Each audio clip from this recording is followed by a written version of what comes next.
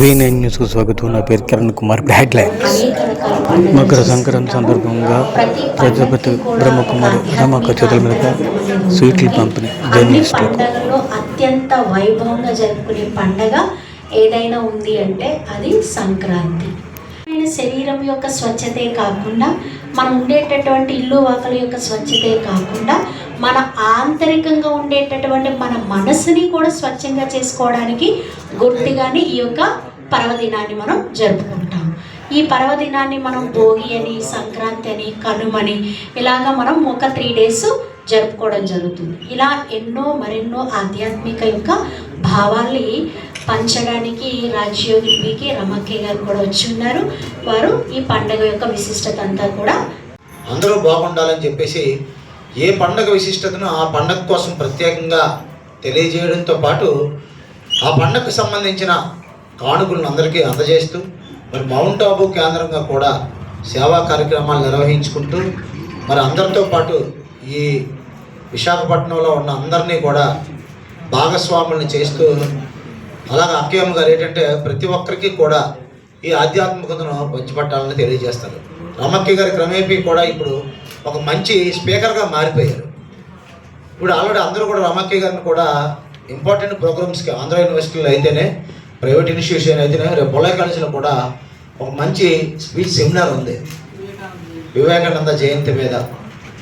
అలా ఏంటంటే ప్రతి ఒక్కరికి కూడా మంచి విషయాలు చెప్పేవారు కావాలి ప్రతి ఒక్కరు కూడా. ఎందుకంటే కొంతమంది మీద చాలా వరకు కూడా కొంతమంది చెప్పే స్పీచ్లు ఇప్పుడు ఈరోజు గరికపాటి నరసింహారావు కానీ అలాగే చాగంటి కోటేశ్వరరావు గారి ప్రవచనాలు ఎందుకు అంతగా ప్రజల్లోకి వెళ్తున్నాయంటే వాళ్ళు చెప్పే మాటలని ఎక్కువ యూత్ విశ్వసిస్తున్నారు. మీకు ఒక విషయం చెప్పాలి ఈ సందర్భంగా. మన చాగంటి కోటేశ్వరరావు గారికి పప్పర్పు కవులు పురస్కారం ఇచ్చినప్పుడు నేను ప్రత్యేకంగా వెళ్ళి ఆయనకి సింహాచలం చందనం చేతిలో పెట్టి ఆయన వెళ్ళిపోయినప్పుడు ఆయనకు ఒక మాట చెప్పాను. అయ్యా, మీరు అరుణాచలం కోసం ఏ విధంగా అయితే మీ ప్రవచనాల్లో చెప్పారో అక్కడికి బాగా భక్తుల తాకిడి పెరిగింది. ఎందుకంటే అక్కడ అగ్నిదేవుడు అలాగే మీరు చెప్పిన వర్డ్స్ వల్ల అరుణాచలంలో ప్రవేశించడం వల్ల మీకు ఆటోమేటిక్గా స్వామి అనుగ్రహం లేదే మీరు అరుణాచలంలోకి ప్రవేశించలేదని చెప్పారు. అలాగే సింహాచలం స్వామిని దర్శించుకుంటే ఐశ్వర్యం లభిస్తుందని కూడా చెప్పారు. కాబట్టి మా దేవుడు మా ఇలవేల్పు సింహాచలం కోసం మీ ప్రవచనంలో ఇంకా కొద్దిగా ఎక్కువగా చెప్పే విధంగా ఒక్క సాయం నాకు చేయండి. ఎందుకంటే ఇప్పటికే భక్తుల తాకిడి అధికంగా ఉంది, ఇంకా ఎక్కువ మందికి ప్రాచుర్యం పొందుతుంది చాగంటి వారికి చెప్పగానే ఆయన నవ్వి వాళ్ళ భార్యతో కూడా శిరస్తో చెప్పి వెళ్ళారు. ఎందుకంటే అలాగా కొంతమంది అలాగే ఏంటంటే మనం ఎవరో నోట్లో కూడా వచ్చిన వాడు ఎలా ఉంటుందో తెలియదు. కాబట్టి రమక్కయ్య గారు కూడా క్రమేపీ పండగ విశిష్టతలన్నీ కూడా మనకు తెలియజేస్తాను. నేను కూడా కొన్ని విషయాలు వాళ్ళ దగ్గర నేర్చుకున్నవే. వాళ్ళు ఇచ్చిన పాంప్లెట్లు చదివి, వాళ్ళు ఇచ్చిన ప్రెస్ నోట్లు చదివి అలాగ అందులో సారాంశాన్ని సంగ్రహించి మనం కొంతమందికి చెప్పడానికి అవకాశం కలుగుతుంది. మరి భారతదేశంలో పురాణ ఇతిహాస కథనాలన్నీ కూడా అంతా కూడా జరిగినవే కదా మనకి. అవన్నీ కూడా కురుక్షేత్ర యుద్ధంలో కూడా అవన్నీ జరిగినవే. మనం అవి పండగలుగా మార్చుకొని నిర్వహించుకుంటున్నాం. మరి ఈరోజు అక్కయ్యమ్మ గారు మనకి కేవలం సంక్రాంతి పండుగ విశిష్టతను తెలియజేస్తారు. 2026 ఆంగ్ల నూతన సంవత్సరం అడుగుపెట్టినటువంటి శుభ సందర్భంలో మా మీడియా మిత్రులందరికీ, electronic and print media, social media వారందరికీ కూడా ప్రజాపిత బ్రహ్మకుమారి ఈశ్వరీయ విశ్వవిద్యాలయం నుంచి నూతన సంవత్సర శుభాకాంక్షలు తెలియజేస్తూ, ఇప్పుడు మనం ఇందులో ఆధ్యాత్మిక రహస్యం అలాగే భౌగోళిక రహస్యాలు కూడా లేకపోలేవు. ఆధ్యాత్మికంగా చెప్పాలంటే ఈ సృష్టి ఎప్పుడైతే లక్షణాలు అంటే లక్ష్మీదేవిని ఆహ్వానిస్తామో, మంచి లక్షణాలు లక్ష్ములని మన దగ్గర ఉన్నప్పుడు సస్యశ్యామలంగా సుభిక్షంగా ఉంటుంది మన భారతదేశం. ఈ మకర సంక్రాంతి పండుగ అనేది పెద్దల పండుగగా కూడా చెప్తారు. ఈ పండుగను విశిష్టంగా 4 రోజులు జరుపుతారు. భోగి పండుగ నాడు కర్మ భోగాన్ని అనుభవించి దాని పరిసమాప్తి చేసుకునేందుకు మనం భోగి మంటలు వేస్తాం, భోగి స్నానం చేస్తాం, భోగి పీడ వదిలించుకునేందుకు. అదేవిధంగా ఈ భోగి పండగ నాడు మరి ప్రతి ఒక్కరూ కూడా చంటి పిల్లలకి కూడా దిష్టి తీస్తారు. ఈ కుదృష్టి పడకుండా ఉండేందుకు మన సంప్రదాయబద్ధంగా కనుమరుగైపోతున్నటువంటి ఈ రేగుపళ్ళు లాంటివన్నీ కూడా ఉపయోగిస్తారు. అంటే మన వృక్ష సంపదను కాపాడడం కోసం కూడా ఈ విధి విధానం పెట్టారు. రెండవది పెద్దల పండగ మకర సంక్రమణం అంటారు. ఇక్కడి నుంచి చలి తగ్గడం ప్రారంభిస్తుంది. భోగి మంటలు వేయడం వలన అప్పటికే మంచు బాగా ఎక్కువ కురుస్తుంటుంది కాబట్టి ఆ మంచును కరిగించడం కోసం విశేషంగా ఈ భోగి మంటలు వేస్తారు. మంచు వలన ఇప్పుడే వస్తున్నటువంటి ఈ మామిడి పూత అనేది నల్లగా ఔషధీయ గుణం కలిగి ఉంటుంది. దాని వలన వచ్చేటువంటి ఆ పొగ పర్యావరణంలో అందరికీ కూడా శ్వాసకోశాల్లో వచ్చేటువంటి నెమ్మలంతా కూడా హరిస్తుంది. పెద్దల పండగ అంటే పెద్దలంటే మన ఇంటి పెద్దల కాదు, మన పూర్వీకులు ఎవరైతే సంప్రదాయబద్ధమైనటువంటి జీవితాన్ని గడిపారో, అదేవిధంగా సకుటుంబ సమేతంగా సుఖశాంతులతోటి పరివారక జీవితాన్ని ఆనందంగా గడిపారో వారు దానపుణ్యాలు చేస్తూ వాళ్ళు నడిచినటువంటి ఆ దారిలో మనం అందరం జ్ఞాపకం చేసుకోవడానికి మన పూర్వీకులకు బట్టలు పెట్టడం అనేది ఆచారం అయింది.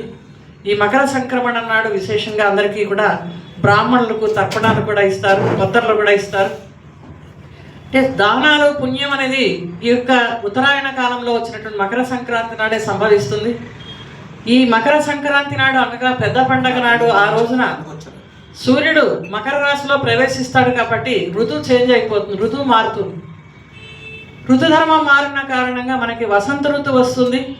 ఆ తర్వాత ఇక సమాప్తం అయిపోయి చలికాలం పూర్తయిపోయి రాబోయేటువంటి పర్యావరణంలో వచ్చేటువంటి మార్పుల్ని ముందే సూచిస్తూ మనము ఈ పండుగ జరుపుకుంటూ ఉంటాము.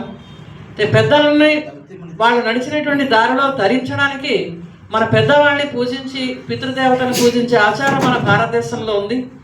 మూడవది కనుమ పండుగ. ముఖ్యంగా రైతులు ఈ పండుగను చాలా విశిష్టంగా జరుపుకుంటారు. దేవతల్ని పూజించేటువంటి మన సనాతన ధర్మంలో పితృదేవతలు ఋషులు మునులను కూడా వాళ్ళ యొక్క గోత్రాలని మనం జ్ఞాపకం చేస్తూ ఈ పెద్దలందరికీ కూడా తరింపచేసేటువంటి పెద్ద పండుగను జరుపుకుంటాము. కనుమ నాడు మినుము దినమని చెప్తోంది శాస్త్రం. అంటే మినుములు, వరి, బెల్లము ఇవన్నీ కూడా ఇంటికి వచ్చేటువంటి ఈ తరుణంలో మినుము తినడం ద్వారా కనుమ నాడు చాలా ఆరోగ్యం వస్తుందని, మన కొత్త మినుము తినడం ద్వారా ఆరోగ్యం వస్తుందన్నారు. ఈ 3 రోజులు కూడా విశిష్టంగా స్నానానికి కూడా ప్రాధాన్యత ఇస్తారు. బ్రహ్మముహూర్తంలో కనుమనాడు కాకైనా స్నానం చేస్తుందని మన పెద్దవాళ్ళు చెప్తారు. అంటే తప్పకుండా కనుమనాడు కూడా స్నానం ఆచరించమని చెప్తుంది శాస్త్రం. కనుమనాడు ఎక్కడికి బయలుదేరి వెళ్ళకూడదని కూడా చెప్తారంటే వచ్చిన చుట్టాలు గబగబా పనులు చూసేసుకుని వెళ్ళిపోతారేమోనని ఈ చేసిన పిండి వంటలు ఇవన్నీ కూడా వేస్ట్ అవుతాయని అందరూ కలిసి 4 రోజులు కులాసాగా ఖుషీగా ఉండాలనే ఉద్దేశంతో వాళ్ళు కనుమనాడు ఎక్కడికి ప్రయాణం చేయకూడదు.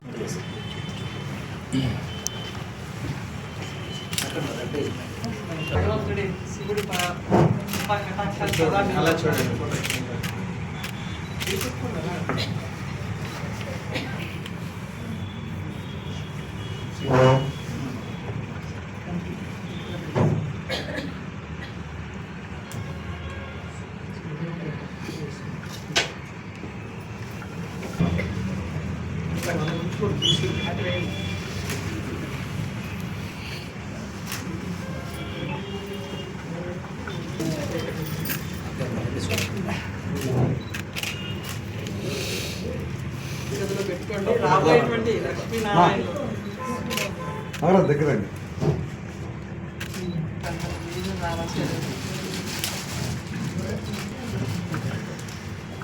సంక్రాంతి జర్నలిస్టులు అందరూ కూడా పేరు పేరున నమస్కారాలు తెలియజేసుకుంటూ సెలవు తీసుకుంటున్నాం.